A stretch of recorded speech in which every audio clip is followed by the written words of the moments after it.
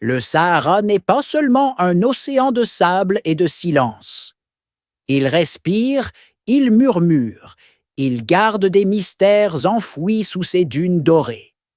Et dans ce désert vivant, deux âmes inséparables veillaient.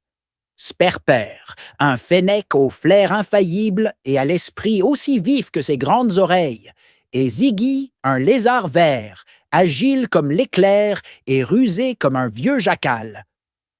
Ensemble, ils formaient le duo le plus redouté et le plus improbable de tout le désert.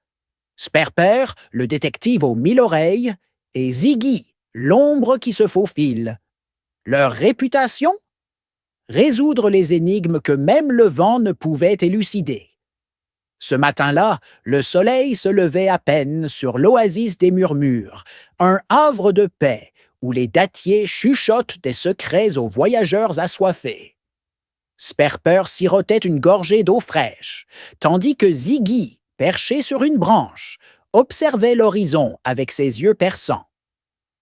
Soudain, un bruit de sabots précipités brisa la quiétude. Tommy, un dromadaire aux plages poussiéreux, débarqua en trombe, les naseaux fumants. « Elle a disparu! » « L'autruche à cou rouge! » Sperper dressa les oreilles.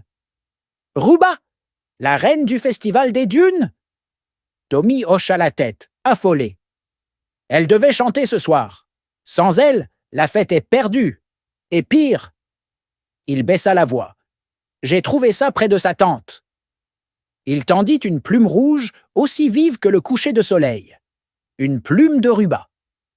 Sperper renifla le sable autour du campement de Ruba. Aucune trace de lutte. Aucune odeur de peur. Juste un parfum étrange, trop propre, comme si quelqu'un avait effacé les indices. « C'est un piège, » murmura-t-il. « Pas un enlèvement. Une mise en scène. » Ziggy, déjà en mouvement, grimpa sur un rocher et pointa sa queue vers l'est. « Regarde, des empreintes de pattes, mais pas celles d'un fennec. Elles étaient palmées, larges, des empreintes de chacal du Nil. »« Kaba !» gronda Sperper. Ce chacal, jaloux de la gloire de Ruba, avait juré de la réduire au silence. La piste menait à la caverne du vent, un lieu maudit où les tempêtes naissaient sans raison. À l'entrée, une mélodie étouffée flottait dans l'air. Ruba était là, prisonnière, enfermée dans un piège de filets de dattier, suspendue au-dessus d'un trou noir. Kaba, adossé à un rocher, ricanait. « Sans toi, Ruba, le festival sera un désastre, et moi, je deviendrai la nouvelle star du désert. » Mais Kaba avait sous-estimé deux choses. 1. La ruse de Sperper. 2. L'agilité de Ziggy. D'un signe de tête, Sperper lança le plan. Ziggy escalada le plafond de la caverne et fit tomber des pierres, créant une avalanche de bruits étranges. Sperper, lui, imita le cri glaçant d'un vautour à ventre noir, un son qui glace le sang des prédateurs. « Des esprits !»